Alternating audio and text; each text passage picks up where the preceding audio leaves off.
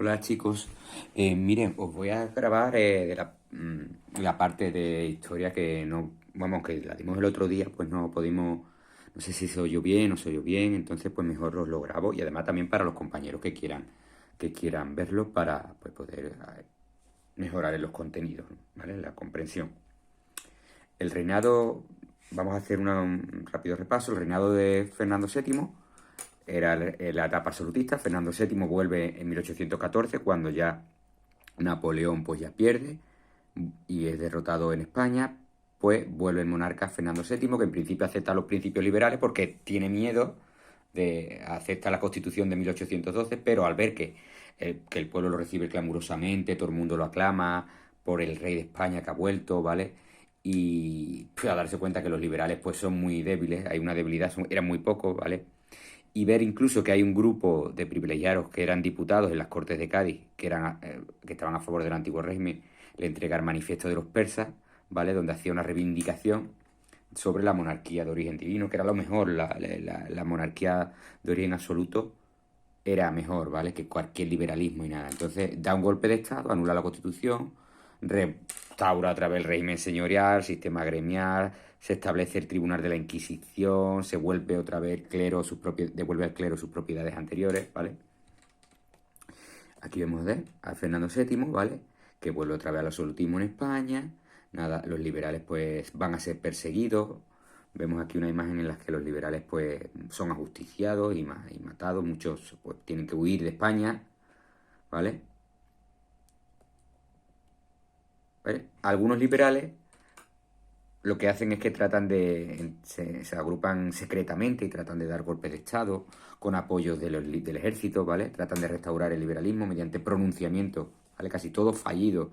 Uno se pronuncia y entonces pues se juega su vida, ¿vale? Pero va a triunfar uno, ¿vale? El levantamiento de Riego, el capitán Riego en las cabezas de San Juan. Ahí vemos una imagen. Viva la Constitución de 1812, ¿veis aquí? ¿Vale? Entonces, en 1820 un pronunciamiento liberal del coronel Riego en las cabezas de San Juan hace que se levanten varios cuarteles, ¿vale? Él iba de un cuartel en cuartel intentando animar a la gente y como nadie le echaba cuenta y más ni lo apresaban ni nada, no lo apresaba nadie le echaba cuenta, pero sin embargo esto es como algo que se hace viral, ¿vale? Como las noticias que se hacen viral por Facebook o por WhatsApp, lo que sea, ¿vale? Hace que toda España, ¿vale? Hace que se levanten varios cuarteles por toda España, ¿vale? Y obligan al rey a jurar la Constitución. Ahora él va a ser el rey más liberal de todo, ¿vale? Va a jurar la Constitución, ¿vale? Y pone en libertad, tiene que poner otra vez en libertad a los liberales, convocar las cortes, ¿vale? Se restaura todo lo de las cortes de Cádiz, ¿vale? Los liberales, lo que ocurre en este momento es que los liberales se van a dividir en dos grupos en este periodo, enfrentándose entre ellos, ¿vale? Se van a enfrentar entre ellos. Los liberales moderados y los exaltados. Un grupo liberal, ¿vale? Van a ser partidarios de reformas moderadas para no enfrentarse al rey y a la nobleza. Y los exaltados, pues son los que quieren más cambios. Ya, queremos más cambios, queremos pretender la reforma en sentido más progresista, que vote todo el mundo, que sea una soberanía popular del pueblo, cambios más radicales, ¿vale? ¿vale? En vez de que tenían que estar unidos, porque eran minoría y estaban luchando ahí bien, pues se dividen, ¿vale? Fue un problema gordo, ¿vale? Que se enfrentaban entre ellos incluso, ¿vale? Durante este trienio liberal surgen guerrillas realistas, llamados apostolólicos, ¿vale? Ahora son los absolutistas los que hacen guerrillas para que defendían el antiguo régimen, ¿vale? Van a contar con el apoyo del rey, ¿vale? Y estaban alentados por amplios sectores de la iglesia, ¿vale? ¿Qué ocurre en este momento? Que como en Europa estaba gobernando, estaba dirigiendo, eran todos reinos absolutistas, dirigidos por monarcas absolutos, y en la Santa Alianza, que prepara un ejército de la Santa Alianza, ¿vale? Que era pues los que dirigían Europa, ¿vale? El Congreso, a partir del Congreso de Viena, crea la Santa Alianza, Rusia, Prusia y Austria, ¿vale? Y Francia van a mandar un ejército para atacar a los liberales y ayudar al rey, al monarca. ¿Veis? Ahí veis al monarca que ha sido liberado por el puerto de Santa María por las tropas de los 100.000 hijos de San Luis. Vuelve otra vez el absolutismo en España, reinvalida toda la labor del trienio, vuelve de nuevo el absolutismo, etapa de graves crisis internas. ¿Qué pasa? Que la hacienda, la economía está, ¿vale? No tenía fondos. España en esta época pierde la mayoría de las colonias, de las colonias en América, lo que agrava la crisis. Los liberales son perseguidos otra vez, ¿vale? Por pronunciamiento, pero es que en este momento la economía está fatal. Esta grave crisis hace que el rey pues se va a acercar a sectores no liberales para intentar que le ayuden en la economía, ¿vale? Que son los que entienden, porque los absolutistas no querían que cobrar nada de impuestos, no querían cobrar impuestos a los aristocracias, no querían trabajar, ¿vale? Entonces, esta gente se buscan a alguien que sepa en economía y aunque no sean liberales, son ilustrados, que buscan cambios para que nada cambie, en realidad, siga la monarquía absoluta. Pero bueno, son ya otros cambios, ¿no? Mejor no son liberales, pero los que son absolutistas, estos cambios hacen que muchos sectores de la nobleza y el clero desconfíen de Fernando VII, ¿vale? Por los cambios que está llevando a cabo. Cambios en la economía para intentar, pues, superar la crisis. Se establece el presupuesto anual, se reorganiza la hacienda, ¿vale? Cambios que, aunque no son liberales, pues, se acercan un poco, ¿vale? Esto hace que los sectores absolutistas más reacios, pues, desconfíen de Fernando VII. Y esto se va a agravar con la crisis sucesoria que va a haber en España, porque Fernando VII solo va a tener hijas. Hijas, por más que lo intenta el pobre, nada más que tiene hijas. Y entonces en España había una ley que era la ley sálica, que impedía reinar a las mujeres. Impide reinar a las mujeres. Como Fernando no tenía hijos, promulgó una ley, cambió la ley, promulgó la pragmática sanción que permitía a su hija Isabel pues ser la sucesora, ser reina, ¿vale? Pero como los absolutistas estaban enfadados con Fernando VII por todos estos cambios que estaba llevando a cabo, pues, descontento con Fernando VII, se van a agrupar en torno a Carlos María Isidro. Aquí está Carlos María Isidro, que es el hermano del rey, que si tuviera la ley sálica era el que tenía que ser el rey, pero como la cambió, promulgó la pragmática sanción para que en España le permitieran gobernar a las mujeres, reinar a las mujeres. Entonces los que están descontentos con Fernando VII se van a acercar, se unieron en torno a este hombre, a Carlos María Isidro, para que este fuera el rey, ¿vale? Y no Fernando VII, y no Isabel, y no la hija del rey cuando este muriera. Efectivamente, en 1833 va a morir Fernando VII por una enfermedad y su viuda, aquí está su viuda, María Cristina, pues va a ser la regente. La regente quiere decir que va a reinar como regente porque su hija es menor de edad. Aquí vemos a Isabel II, la hija de Fernando VII, que como es menor de edad, pues va a ser regente su mujer, la mujer viuda de Fernando, ¿vale? Pero como hay un enfrentamiento entre los absolutistas totales, absolutistas más radicales, pues estos van a decir que no. Y el mismo Carlos María Isidro va a decir que va a ser rey él.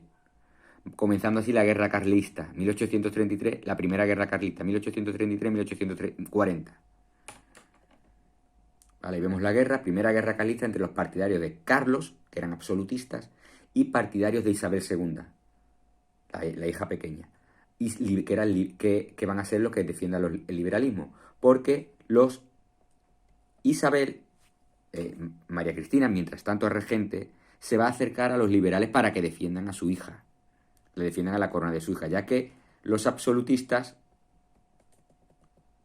están a favor de Carlos María Isidro.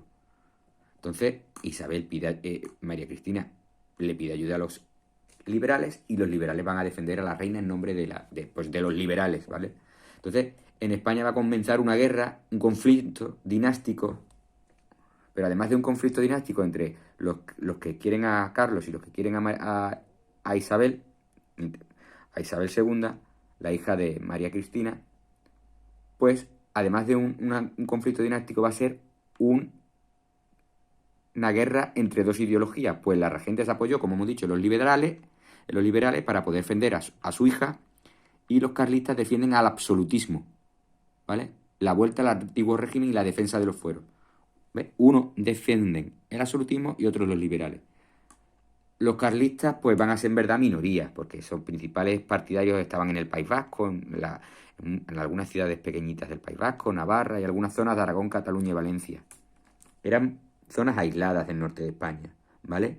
Que no eran pues grandes ciudades de España ni nada. Eran pues pequeñas zonas, ¿no? Pero bueno, había que atacaban, luchaban y había que defender, había que vencerlos, ¿no? Y esta guerra pues finalmente van a triunfar los liberales, ¿vale? Con el abrazo de Vergara, en 1840. Triunfarán los liberales en el 1840 con el abrazo de Vergara. El abrazo de Vergara, pues es un abrazo que se hace, pues por eso se llama así, abrazo de Vergara entre los generales de los dos ejércitos, tanto de Carlos María Isidro como los defensores del liberalismo, que va a poner fin a la guerra carlista. Los carlistas van a perder y van a triunfar pues los que están a favor del liberalismo, ¿vale? Finalmente. Con esto terminamos ya esta parte de España, del reinado de Fernando VII, ¿vale? Hemos dicho que muere en 1833 y luego pues le sigue su viuda, María Cristina, que pues se enfrentan en una guerra porque unos defienden a Isabel la Pequeña y otros defienden pues a Carlos María, y al final pues gana Isabel II. Ahí ya va a ser la reina de España, Isabel II. Y vamos a dar el último apartado, que va a ser muy pequeñito, muy pequeñito. Lo único que quiero que sepáis, este apartado del tema, es la independencia de las colonias americanas. Es que, bueno, que durante la Guerra de la Independencia Española se va a iniciar el proceso de independencia de las colonias de América, ¿vale? De las colonias de América. España tenía en Sudamérica pues muchísimas colonias, ¿vale? Territorio, la mayoría de los territorios era una colonia, es decir, era un territorio que no era independiente, que era gobernado a través de la metrópoli, que era España, ¿vale? Y en este momento se va a independizar también. Muchos territorios se van a independizar de España, ¿vale? Van a lograr la independencia. ¿Por qué? Las causas, esto es importante que quiero que lo sepáis. ¿Qué causas llevan a las principales zonas de territorios de América en España, dirigidos por España, que lo hacen independientes? Pues las influencias. Uno de ellos son, en cuanto a los motores ideológicos que llevan a la población a luchar por su libertad, son las influencias de las ideas ilustradas, los ilustrados que decían que todos los personas eran iguales, que cada uno éramos iguales, que nadie tenía que mandar en nadie, pues claro. Pues estas ideas llegaban a América también. Todas estas ideas ilustradas que estaban en Europa van a llegar a América a través de libros, de prensa, de noticias. Las noticias también de la independencia de los Estados Unidos del norte, los estados americanos del norte, ¿vale?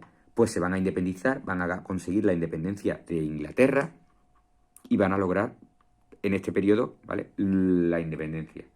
Con ello estas noticias llegan también a Sudamérica y ellos dirán, bueno, pues nosotros también queremos la independencia, ¿vale? Otras noticias que llegan también, que hacen que muevan a la población, la Revolución Francesa, las noticias también de la Revolución Francesa.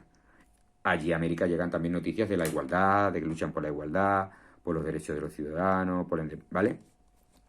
Y ellos pues también todo eso pues les supone ahí un motor también para pensar que en Sudamérica, ¿por qué no? Porque tienen que depender de España, son una colonia, que no pueden hacer lo que quieren, que se les hace lo que se les mandan, ¿vale? Que no pueden comerciar con nadie, solo con España, no pueden comerciar con otros países. Entonces, estos van a ser los motores que llevan a ellos.